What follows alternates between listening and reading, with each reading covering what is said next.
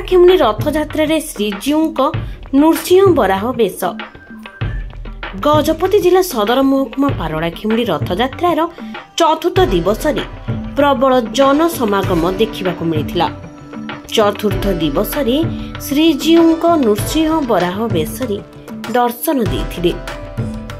ଏହି ଅପୂର୍ବ ଦୃଶ୍ୟ ଦେଖିବା ପାଇଁ ଗୁଣ୍ଡିଚା ବାଡ଼ିରେ ସମଗ୍ର ଗଜପତି ଜିଲ୍ଲା ସମେତ ପଡ଼ୋଶୀ ଆନ୍ଧ୍ରର ବିଭିନ୍ନ ଅଞ୍ଚଳରୁ ଶ୍ରଦ୍ଧାଳୁଙ୍କ ଭିଡ଼ ଜମିଥିଲା।